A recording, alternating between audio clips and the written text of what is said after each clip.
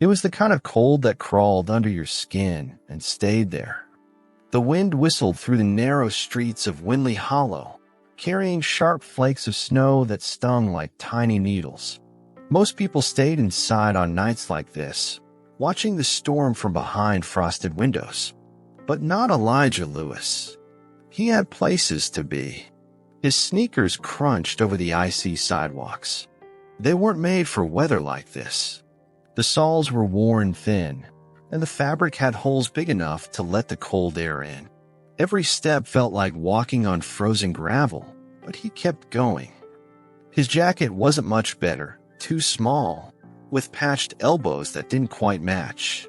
His breath came out in quick, misty clouds as he glanced up at the church clock tower. 5:42 p.m. Almost there, he muttered, wiping his hands on his jacket. Don't stop now. He passed by the bakery, where warm golden light spilled out from the window. The smell of fresh bread and cinnamon hit him like a punch in the chest. His stomach growled, loud enough to hear over the crunch of snow beneath his feet. But he didn't stop. He kept moving, eyes forward. If he stopped to think about it, he might not move again. People shuffled past him, their arms full of shopping bags and brightly wrapped gifts. Their faces were calm. Their coats were warm. Their gloves didn't have holes. None of them noticed Elijah. To them, he was just another kid on the street. Invisible. Nobody notices a kid unless they're in the way. But Elijah noticed everything. He noticed the cold. He noticed the hunger. And he noticed the car. It was parked at the end of Garden Street, tilted awkwardly, half on a curb and half on a road. The kind of car that didn't belong on streets like these. Big, black, polished to a mirror's shine. A Cadillac. Steam rose from the hood in sharp bursts, like it had just run a marathon and lost. Standing next to it was Mr. Albert Whitmore. Everybody in town knew Mr. Whitmore. He wasn't just another old man. He was the richest man in Winley Hollow. People said he was sharp with his words and even sharper with his money. If you weren't delivering a bill or carrying his groceries, he had nothing to say to you. He lived in that big house at the end of Oak Ridge Lane, hidden behind a tall iron gate. Kids used to dare each other to run up and touch the gate before running back. Most didn't make it. Elijah slowed his steps, eyes darting from the car to Whitmore. The man was standing by the hood, his thick wool coat pulled tight around his chest. His breath came out in fast, angry puffs as he waved at the steam rising from the engine, muttering something to himself. His gloved hands moved like he was swatting at the smoke, trying to make it stop. Elijah's first thought was, don't get involved. He glanced down the street. Mr. Hardy's store was still open. The lights were on, and the big open sign hung in the window. He had maybe 10 minutes before they closed. If he didn't make it, there'd be no work tonight. No pay. No dinner. His feet shifted on the ice. His heart told him to keep moving. But his eyes kept going back to Whitmore. His hands. His cane. The way he was leaning on one leg. He doesn't look so steady. Then it happened. Whitmore's foot hit a patch of black ice. His arms shot out, fingers grabbing at nothing but air. His cane clattered to the ground, spinning like a bottle top. Crack. His body hit the ground hard. His head didn't hit the concrete, but his knee did. Hard. The sound was sharp. His face twisted into a wince, eyes squeezed shut, mouth tight with pain. His hat rolled off, landing in a patch of dirty snow. This is it, Elijah. Walk away. That's what Grandma would say. Mind your business, Elijah. Don't go looking for trouble. He glanced at Mr. Hardy's store again. He still had time. His breath fogged the air in front of him, sharp and shallow. He shifted from one foot to the other. Just go, he muttered, his own voice barely more than a breath. It's not your problem. But then his eyes locked on Whitmore's cane. It wasn't far. 2 steps, maybe 3.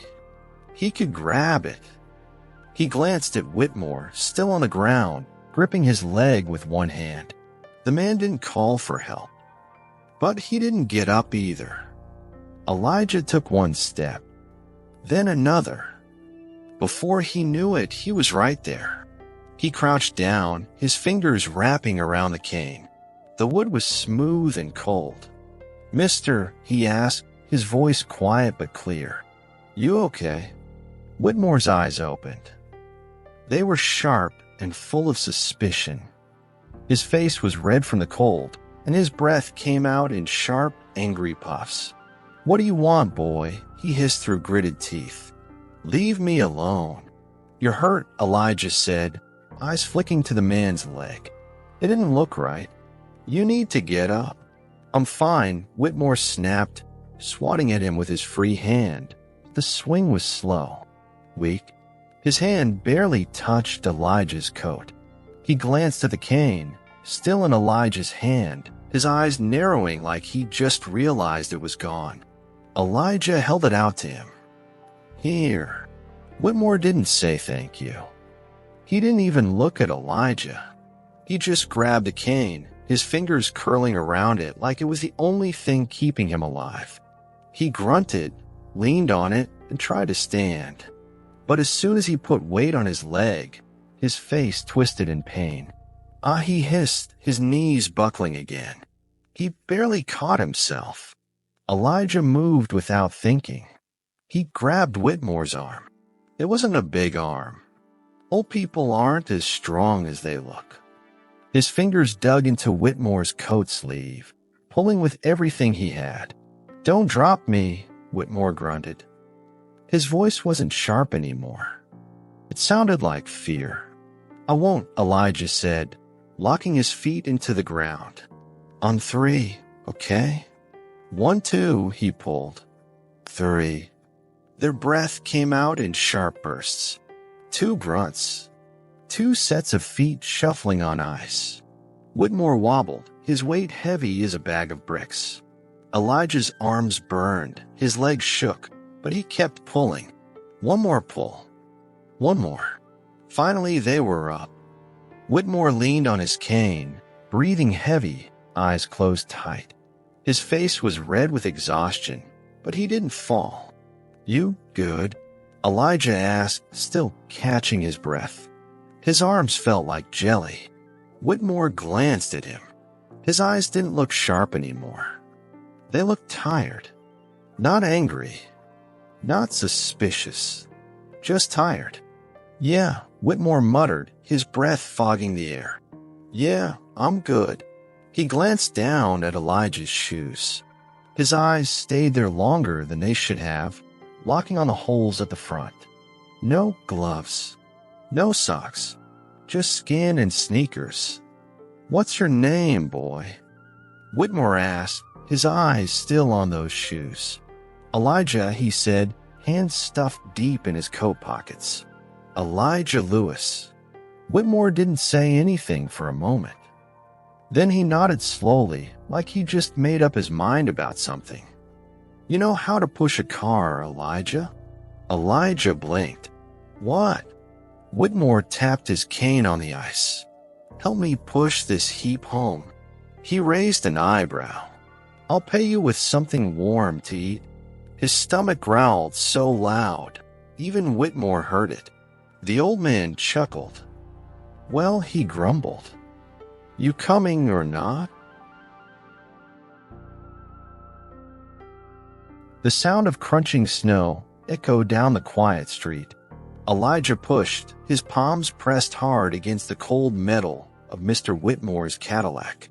His breath came out in sharp bursts, each one clouding the air in front of him like tiny puffs of smoke. His shoes slipped every few steps, the worn-out soles barely gripping the ice beneath him. But he didn't stop. He didn't complain. He kept pushing. "Push, boy. You call that muscle?" Mr. Whitmore barked from the driver's seat. He wasn't driving, just steering. The old man leaned forward, gripping the wheel with one hand and his cane with the other.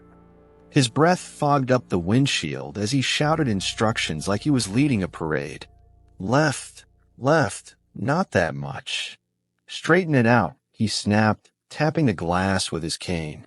I know, Elijah muttered, digging his feet into the ground.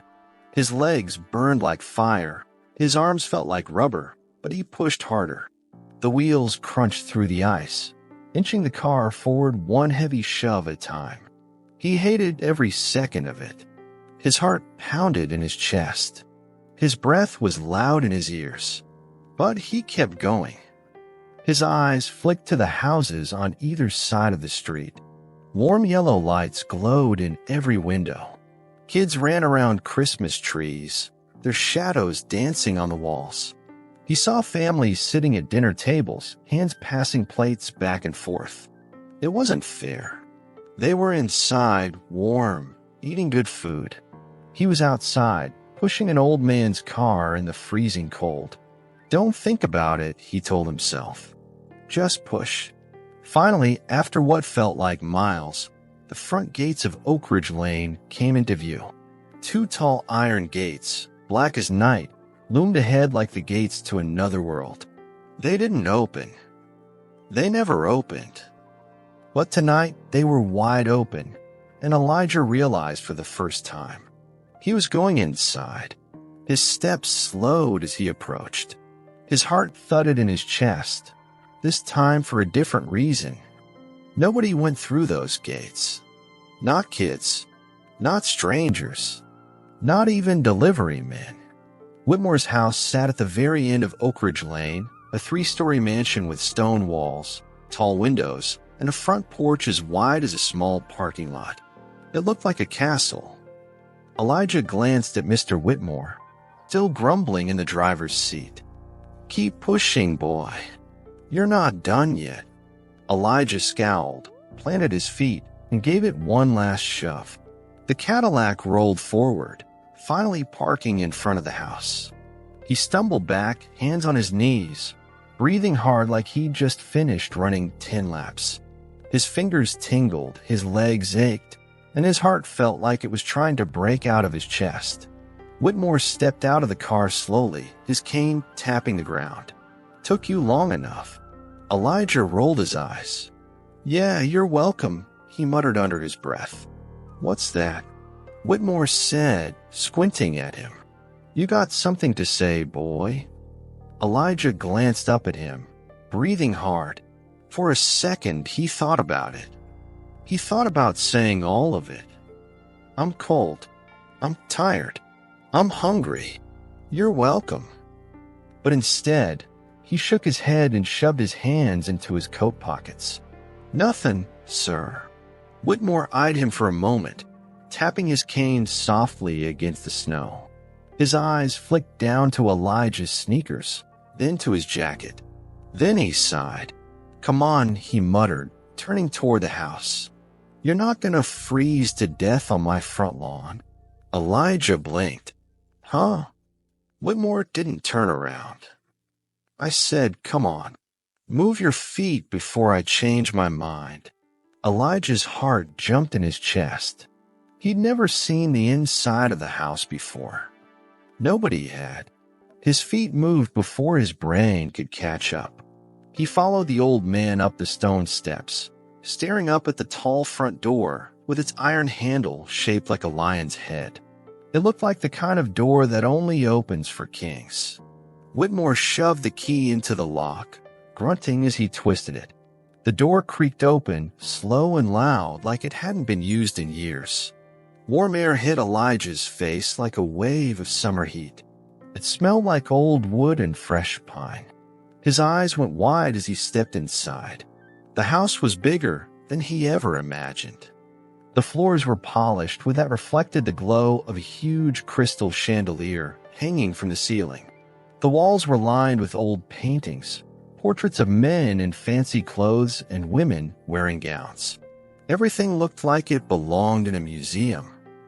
But the part that made Elijah stop in his tracks was the Christmas tree. It was massive, 10 feet tall, every branch covered in red and gold ornaments, twinkling lights, and long strands of silver tinsel. It looked like it belonged in a movie. Elijah's mouth hung open. He didn't even realize he'd stepped forward until Whitmore called out from the other side of the room. "Don't just stand there staring, boy. Close the door." Elijah jolted, spinning around to grab the handle. Sorry. He pushed the door shut and turned back around, still wide-eyed. "This place is huge." Whitmore snorted, hobbling toward a chair near the fireplace. "Yeah, well, it's big enough to get real lonely, too." Elijah didn't know what to say to that, so he didn't say anything at all. He stayed by the door, his eyes darting from the chandelier to the Christmas tree to the big red armchair Whitmore was settling into. "Don't just stand there," Whitmore muttered, hanging his cane on the arm of his chair. "Take off those shoes. You're dragging in snow."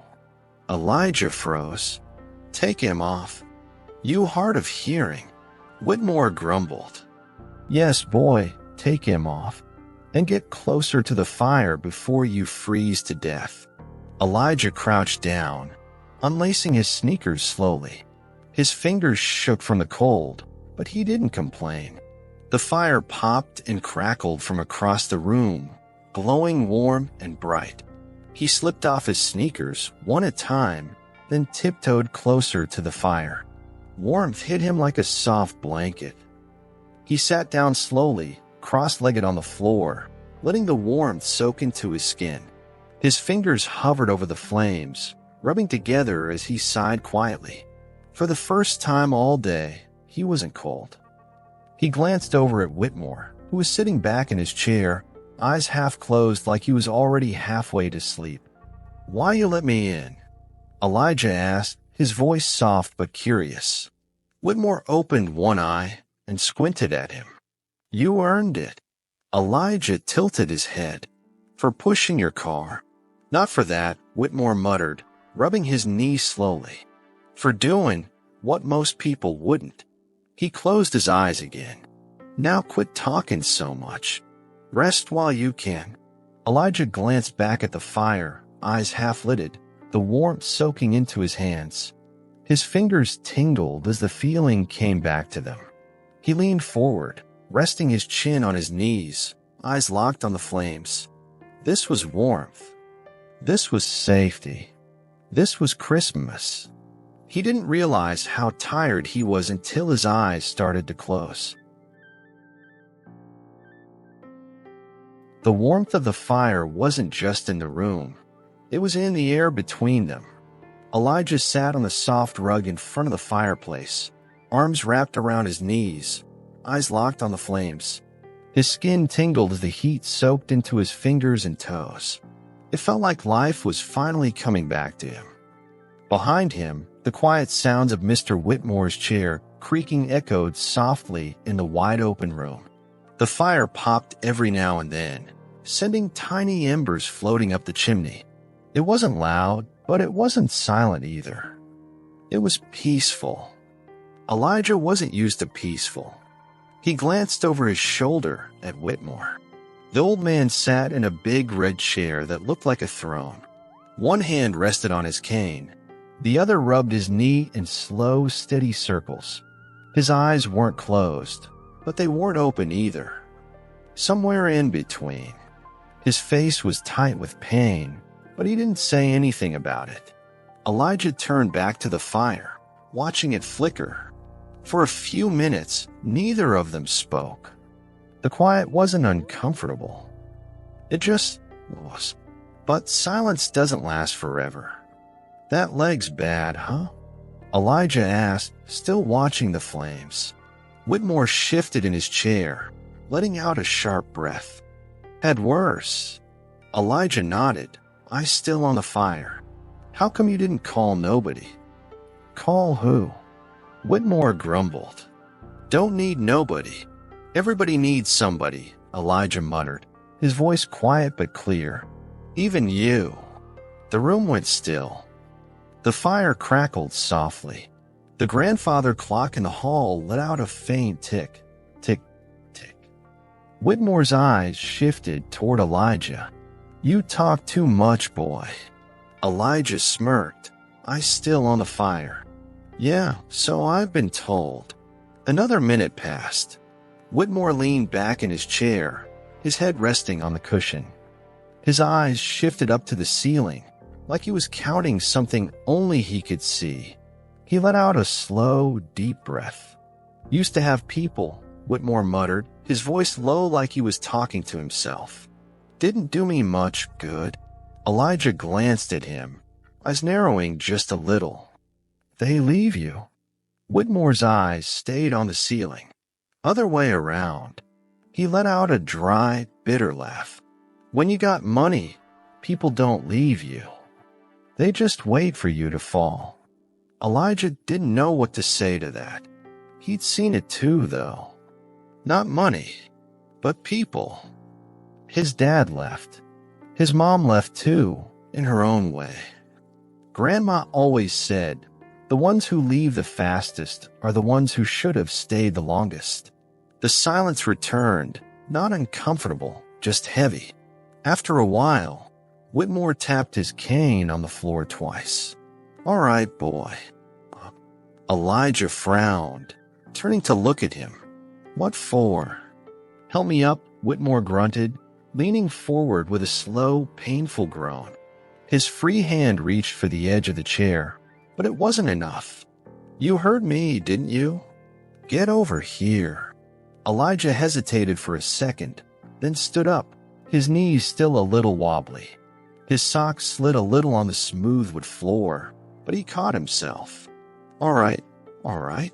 Hold on." He stepped forward and grabbed Whitmore's arm, pulling as the old man groaned and winced his way to his feet. "Man, you're heavy," Elijah grunted, bracing his legs like he was lifting a bag of bricks. "Watch your mouth, boy," Whitmore snapped, his eyes sharp as ever. "I'm all muscle." Elijah grinned, his arms still braced around Whitmore's elbow. "Yeah, muscle and pain." Whitmore snorted. "You ain't wrong." Once he was upright, Whitmore leaned on his cane, taking slow, steady breaths. His eyes stayed on the floor for a moment before he glanced at Elijah. "Come on, boy. We got work to do." "Work?" Elijah frowned. "What work?" Whitmore didn't answer.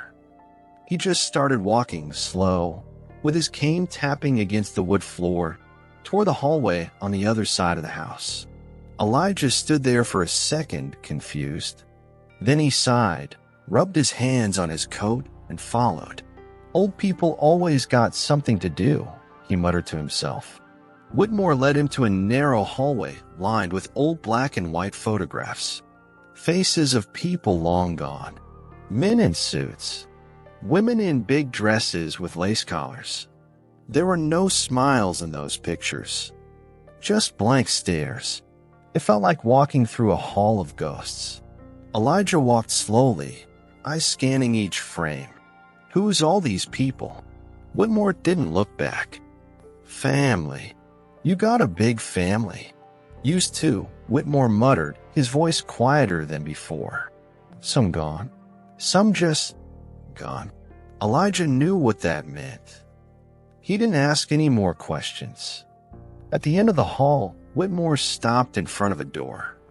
It looked like any other door, plain wood with a brass handle. He pulled out a key from his coat pocket and unlocked it slowly, pushing it open. The hinges groaned like the door hadn't been opened in years. Elijah's eyes went wide. It wasn't just a room. It was a whole storage space packed with boxes, crates, and shelves full of stuff. Not just old stuff, Christmas stuff.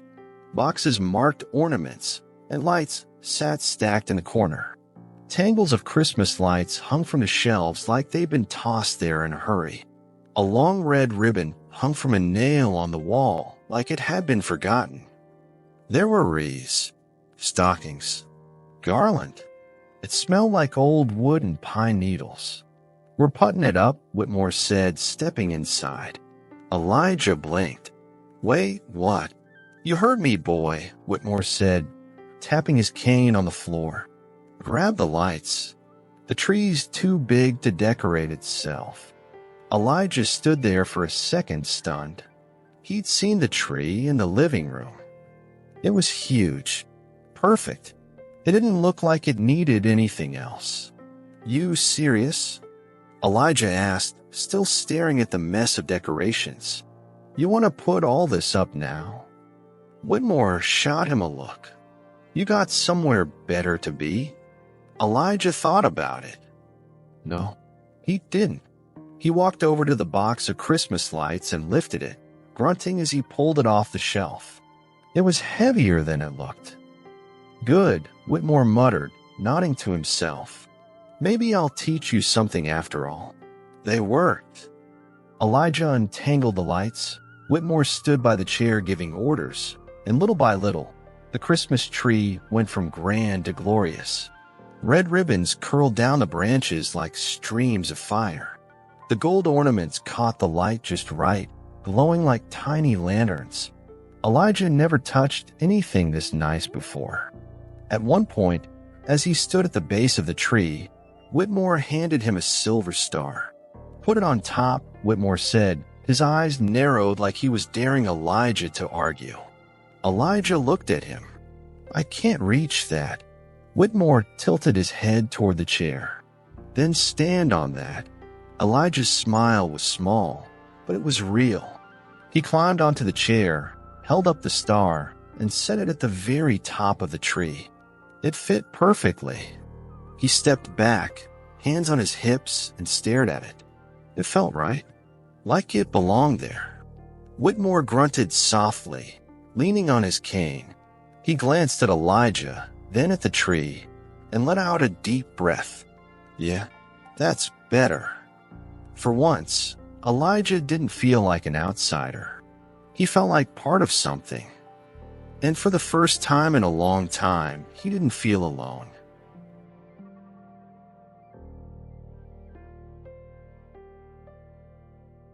The house was quiet that night. Not silent, but quiet in a way that made you think twice before speaking. The kind of quiet that made every footstep sound too loud. Elijah sat on a couch, knees pulled up to his chest, a thick old quilt draped over his shoulders. He was warm, warmer than he'd been in weeks. The fire crackled softly in the background, its glow flickering across the walls like tiny waves of light. He glanced over at Mr. Whitmore, who sat in his big red chair, eyes half closed, his fingers tapping on the armrest like he was playing an invisible piano. His cane rested against the chair, and his slippered feet stretched out in front of him. For once, he didn't look so mean. "You always stay up this late?" Elijah asked, his voice soft, more out of curiosity than anything else. Whitmore didn't open his eyes.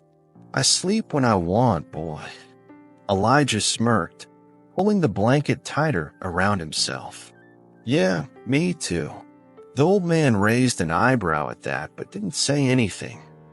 For a while, it stayed that way, quiet, peaceful. The glow from the fire made everything feel softer, like the edges of the world had been smoothed out. Elijah's eyes slowly wandered to the photos on the mantel. There were 3 of them. The first one was an old black and white portrait of a woman wearing a long dress, her eyes sharp as knives. No smile, just eyes. Next to it was a photo of a man holding a baby, the man's face hidden by shadows, but the baby's face clear as day. Chubby cheeks, big eyes, smiling like nothing in the world was wrong. The last photo was of Whitmore, younger, standing next to a woman, smiling. Not the kind of smile you do for pictures. A real one. Elijah tilted his head, squinting at the last photo. "That her?" he asked, nodding toward the woman in the photo. Whitmore's eyes flicked open. His fingers stopped tapping. "What?" "Her," Elijah said, pointing at the photo. "That your wife?" Whitmore stared at him for a second too long. Then his eyes slowly shifted to the mantel. He didn't answer. Elijah could feel it in the air. The room had shifted, like somebody had opened a window and let the cold in. He pulled the blanket tighter. "She's pretty," he said, his voice quieter now. "My grandma used to say, only the smart guys get the pretty ones." Whitmore let out a short, dry laugh. "She sounds like a smart woman." "She was," Elijah said, his eyes still on the photo. "Still is." They sat like that for a minute. The fire popped. The shadows danced. The past sat between them like a guest with too much to say. After a while, Whitmore shifted in his chair. His eyes stayed on the photo, his face stiff like he was holding something in. He let out a slow breath, long and heavy, like it weighed something. "Her name was Evelyn," he said quietly. "I still locked on the photo. Married her when I was 24. Smartest thing I ever did." Elijah didn't say anything. He just listened. Whitmore leaned forward, his elbows on his knees, his hands clasped together like he was praying. "She made this house feel like a home. You know, when she was here, it didn't feel so big. Didn't feel so empty." Elijah glanced at him, but didn't speak. He'd learned that sometimes grown-ups just need to hear their own voice. "We had a boy," Whitmore continued, his eyes still distant. "Little thing, full of life, smart as a whip. Thought he'd run the world one day." He chuckled softly, but there was no joy in it. "But life's funny like that. You think you got all this time. You think you'll have time to teach him everything. Time to make it right." But then he stopped talking, his jaw tightening, his lips pressing into a thin, hard line. Elijah stared at the photo of the baby with the chubby cheeks and big eyes. "What happened?" Elijah asked, voice small like he wasn't sure if he should be asking. Whitmore didn't answer at first. His eyes stayed on the fire, the glow lighting up the sharp angles of his face. "They left," he muttered. "Evelyn took the boy, and they left." Silence. "Why?" Elijah asked, barely more than a whisper. Whitmore's eyes flicked to Elijah, sharp but not angry. "Why do you think, boy?" His voice was quieter now, almost like he was talking to himself. "I was too busy chasing the world to notice I'd already caught it." He leaned back in his chair, rubbing his face with both hands. "Didn't see it back then. Thought I was doing what I had to do.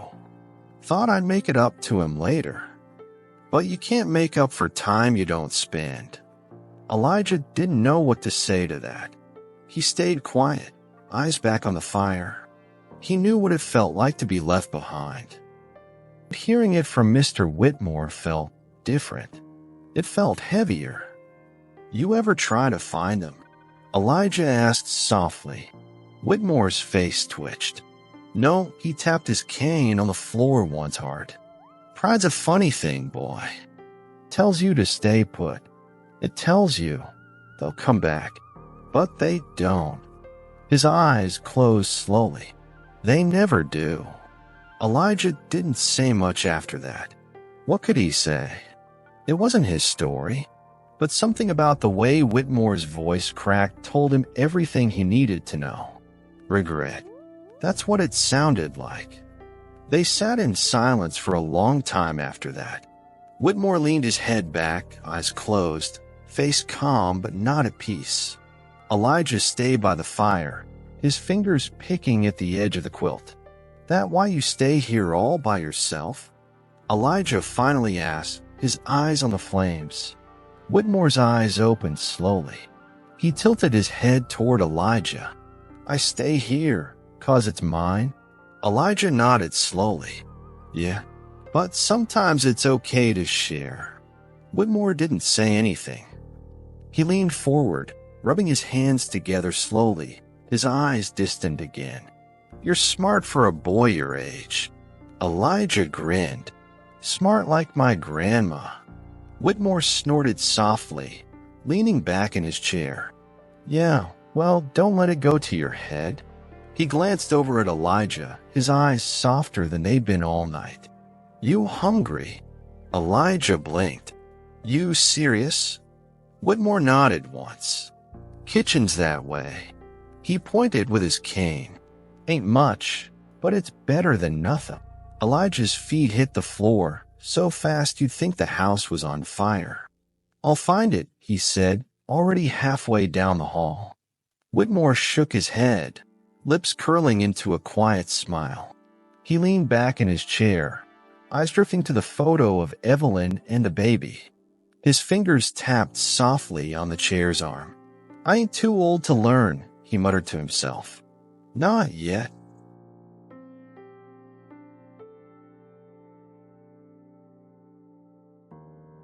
The house had fallen into an uneasy calm. The fire had burned down to soft, glowing embers, casting faint orange light onto the polished wooden floors. The Christmas tree lights blinked slowly, red and gold hues flickering like stars in the night. The air was still and warm, but something about it felt different. It wasn't peaceful. It was the kind of quiet that made you feel like something was about to happen. Elijah sat on the couch, legs tucked up to his chest, his head leaning against the cushion. His eyes were heavy, his body warm and full from the soup and bread he had eaten earlier. His eyes shifted over to Mr. Whitmore, who sat in his chair with his head tilted back, one hand resting on his cane. His eyes were closed, but Elijah knew he wasn't asleep. His fingers tapped lightly on the chair's arm, slow and steady, like he was thinking. The fire cracked softly, sending a tiny shower of sparks up the chimney. It felt safe. It felt still. Until it didn't. Suddenly, the sound of knocking echoed through the house. 3 loud, sharp knocks. Not the gentle kind you hear from a neighbor dropping off cookies. These knocks were heavy, demanding, like someone who didn't plan on leaving. Elijah's eyes shot open, his heart jumping into his chest. He sat up on the couch, his breath caught in his throat. He stared at the front door, his eyes fixed on it like it might break open at any second. He glanced at Mr. Whitmore, waiting for him to say something. But Whitmore didn't move. "Did you hear that?" Elijah asked quietly, his voice low and tense. Whitmore's eyes opened slowly. He glanced at the door, but didn't answer right away. His hand tightened around the handle of his cane, his knuckles turning pale. His eyes stayed sharp, focused on the front door like he was waiting for it to do something. "Yeah," he finally muttered. "I heard it." The knock came again. 3 more, louder this time. It wasn't a request. It was a demand. Bang, bang, bang. Elijah leaned forward, his eyes flicking between Whitmore and the door. "You gonna answer that?" he asked, his voice a little higher than he meant it to be. Whitmore didn't move. His eyes didn't leave the door. His jaw tightened, and for the first time since Elijah had met him, he looked different. He didn't look tired. He didn't look bored. He looked ready for something. "No," Whitmore finally said. His voice was cold, like steel that had been left in the snow. Elijah blinked, confused. What if it's somebody that needs help? Whitmore's eyes shifted toward him, sharp as broken glass. "Ain't nobody out there that needs my help," he said firmly. The air in the room felt colder somehow. Elijah pulled the blanket tighter around his shoulders. "Could be carolers," he muttered, though he didn't believe it himself. Whitmore let out a short, dry laugh. "Ain't nobody singing on my porch, boy." The quiet returned, but it wasn't calm anymore. It was thick, like the air had weight to it. Elijah sat still, his ears sharp, listening for anything that might happen next. Then he heard it. The doorknob rattled. It wasn't loud, but it was enough. It made his heart leap into his throat. The metal handle jiggled, turning left, then right like someone was testing it. Elijah's eyes shot toward Whitmore. His breath got short. "They're trying to get in," he whispered, his voice tight with fear. Whitmore's eyes narrowed, his jaw set like stone. He shifted forward in his chair, both hands on his cane. His fingers gripped it tight, like he was ready to use it for something more than walking. "Stay back, Elijah," Whitmore said firmly, his voice harder than it had been all night. "Don't move." Elijah didn't argue. He slid off the couch, his back pressed against the wall near the Christmas tree.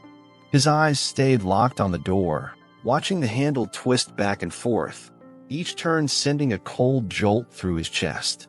He glanced at Whitmore, waiting for him to do something. But Whitmore didn't move. Then came a voice from the other side of the door. It was low and rough, the kind of voice that sounds like it's used to getting what it wants. "Mr. Whitmore," the voice called out, slow and steady. "I know you're in there. Open the door." Elijah's chest tightened. His breath was short, shallow. His eyes darted to Whitmore. "You know him," he whispered. Whitmore didn't answer right away. His eyes stayed locked on the door, his jaw tightening even more. He didn't blink. He didn't speak. But Elijah saw it in his face. He knew who it was. The man knocked again, harder this time. "I know you hear me, old man. Open this door." Whitmore's grip on his cane tightened. His breathing slowed, steady and deep. Elijah could feel the shift in the air, like a storm was about to break. "Is it somebody dangerous?" Elijah asked, his voice a little shakier than he wanted it to be. Whitmore glanced at him, his eyes sharp and cold. "Everybody's dangerous if you give him a reason," he said quietly. The man on the other side of the door banged on it with his fist. The sound echoed through the house like thunder. "Open this door, Whitmore," the man shouted, "or I'm going to open it for you." Elijah's heart was racing now. His eyes flicked between the door and Whitmore. "You want me to call somebody?" Whitmore nodded once, sharp and quick. "Go to the kitchen. Call 911. Do it fast." Elijah didn't hesitate this time. He pushed off the wall and ran toward the hallway, his heart pounding in his ears. He ran past the old photos, past the framed faces of people he didn't know. His eyes darted to the kitchen, searching, scanning every surface. There it was. The yellow rotary phone hung on the wall. Old, scratched, but still working. He grabbed it with both hands, twisting the dial as fast as his fingers could turn it. 911. His breathing was loud in his ears. The phone rang. Once, twice, 3 times. Crack. His head snapped toward the hallway. Wood splintering. It sounded like the world had broken in half. Elijah's breath got stuck in his chest. They'd broken in. His fingers gripped the phone tighter, pressing it to his ear. The line clicked. 911, what's your emergency? A soft voice said on the other end. They broke in, Elijah whispered, his voice shaking. They broke in. Send help. Send help to the house on Oak Ridge Lane. Stay on the line, young man, the voice replied, calm but firm. Police are on the way. Elijah's heart was racing so fast. It felt like it was trying to break free from his chest. He pressed himself against the wall, his eyes locked on the hallway. He didn't hear footsteps, but he knew. He knew they were in the house. Back in the living room, Whitmore sat in his chair, both hands on his cane, his eyes locked on the doorway. He didn't look scared. He looked ready. The man stepped into view, his hood pulled low over his face, his grin sharp and crooked. He glanced around the room like it already belonged to him. His eyes lingered on the Christmas tree, the ornaments reflecting the light back at him like tiny mirrors. Didn't think I'd find you sitting here all nice and cozy, old man, the man said, stepping forward. His boots crunched on the broken pieces of the doorframe. Whitmore leaned forward, his eyes locked on the man. You've got 5 seconds to leave, he said quietly. The man grinned wider, his eyes narrowing. You think you're still the one giving orders, huh, he said, his voice full of mockery. Ain't nobody scared of you no more, Whitmore. Whitmore didn't blink. He leaned forward just a little more. 4.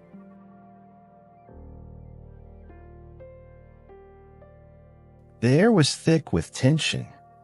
The broken pieces of the front door lay scattered across the floor, jagged edges of wood pointing in every direction. Cold winter air seeped into the house, making the glow from the fireplace feel distant and weak. The man in the hood stood just a few feet away from Mr. Whitmore, his eyes sharp and watchful. His grin was gone. Elijah stayed in the kitchen, still pressed against the wall. His breathing was shallow, his fingers gripping the phone so tight his knuckles turned white. His eyes darted down the hallway, heart pounding in his ears. He couldn't hear the operator anymore. He couldn't hear anything but his own breath. Back in the living room, Whitmore sat still, his body calm, but his eyes were locked on the man like a hawk watching its prey. His cane was still in his hands, both of them resting on top of it, steady as stone. You should have stayed home, Whitmore said slowly, his voice calm but cold. Bad night to come looking for trouble. The man tilted his head, his hood casting a shadow over half his face. His grin returned, but it wasn't playful anymore. It was sharp like a blade. You got a lot of nerve, old man, the man replied, his voice low and gritty. You think you still scare people. He shook his head slowly, his eyes flicking to the Christmas tree, the soft blinking lights reflecting in his pupils like tiny fires. You used to be somebody, Whitmore. But now you're just an old man sitting in a big empty house. He took another step forward. His boots crunched on the wood, loud enough to make Elijah flinch in the kitchen. Whitmore didn't flinch. He leaned forward slowly, resting both hands firmly on his cane. You're right, he said, nodding just a little. I'm an old man. The man raised an eyebrow, his grin widening. Yeah, you are. But an old man, Whitmore continued, his eyes narrowing, ain't got much to lose. The man's smile faltered. His eyes twitched. Elijah could feel it. The shift. It was like the air in the house had changed. The man's grin had faded, his eyes now locked on Whitmore like he just realized he wasn't the only predator in the room. You think that cane's gonna help you? The man sneered, his hands sliding into his coat pockets. His fingers curled into fists. You think I'm scared of you? Whitmore didn't answer right away.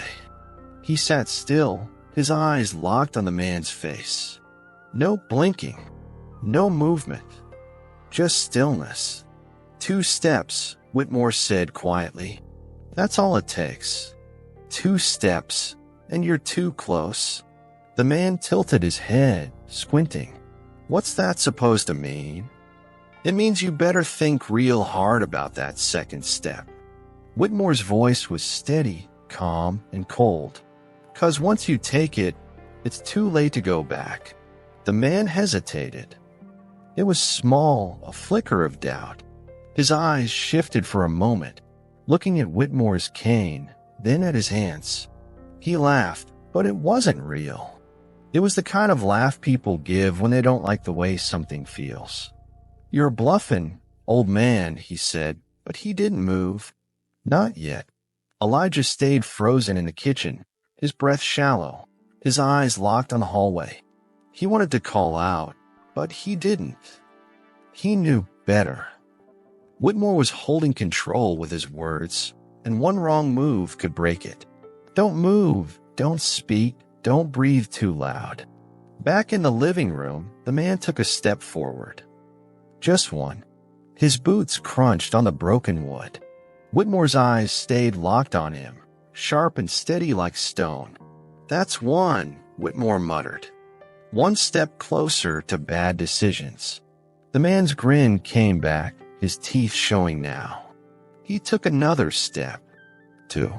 Guess I'm feeling bold tonight, the man said, his eyes locked on Whitmore like he'd already won. What you got now, old man? Whitmore's grip on the cane shifted. Slowly, calmly. like a clock ticking down its final second. He leaned forward, his eyes never leaving the man. He didn't blink. He didn't speak. He just moved. Fast. The cane shot up in a blur, the base slamming into the man's wrist. Crack. The man let out a shout, stumbling back, clutching his arm like he'd been bitten by a wolf. What the? Whitmore was already up. The chair creaked. The air shifted. He was on his feet faster than Elijah thought possible. The cane spun once in his hand, low and wide, catching the man's legs from the side. The man hit the floor hard. The thud echoed like thunder, sharp and final. I told you, Whitmore said, his breath steady, his voice calm. 2 steps. The man grunted, trying to push himself up. His face twisted in anger, eyes wild now, not sharp anymore, wild like a cornered dog. Whitmore planted his cane against the man's chest, pressing him flat to the floor. Stay down. His voice wasn't loud. It didn't need to be. It was heavy with certainty, like gravity. Elijah watched from the kitchen, his heart pounding like it was trying to break free. He still had the phone in his hand, but he didn't need it. The police were already on their way. The man on the floor glanced around the room, his breath heavy, his eyes darting toward the door, toward the kitchen, toward the Christmas tree. Nowhere to run. "You're crazy, old man," the man spat, his face twisted in anger and pain. "You're crazy." Whitmore pressed the cane down just a little harder. "That's the thing about old men, son," he said slowly, his eyes narrowing. "We've lived long enough to stop caring what people think." Minutes later, blue and red lights flashed through the broken doorframe. The sound of sirens cut through the cold night air. 2 officers stepped through the broken doorway, flashlights in hand, eyes sharp as they scanned the room. "Everything all right in here?" One asked, his eyes landing on Whitmore. His eyes flicked to the man on the floor, his hands now cuffed behind his back. "Just another night," Whitmore muttered, leaning on his cane. "Cleanup's a little worse than usual." The officers shared a glance, then nodded. "We'll take it from here." Elijah watched from the kitchen, still pressed against the wall, his hands trembling just a little. His eyes stayed on Whitmore, who was now slowly easing himself back into his chair. Whitmore glanced at him, his face calm but tired. "You all right, boy?" Elijah nodded slowly. Yeah, I'm good." Whitmore leaned forward, rubbing his hands over his face. He didn't look like a lion anymore. He looked like an old man. "You did good, Elijah," Whitmore muttered, his voice quieter now. "Kept your head when it counted." Elijah blinked at him, his breath finally steadying. "You did good too, Mr. Whitmore." Whitmore raised an eyebrow. "Yeah." Elijah nodded. "Yeah." The officers escorted the man outside, and the cold wind swept in, sending a chill through the house. But this time it didn't feel as cold as it had before. The door could be fixed. The warmth of the fire would always come back. Whitmore glanced at Elijah. "Go grab some of that soup from the kitchen. It's still warm." Elijah nodded, his feet moving slowly at first, then quicker, the warmth of the house wrapping around him like a coat. For the first time in a long time, he didn't feel like a guest. He felt like he belonged.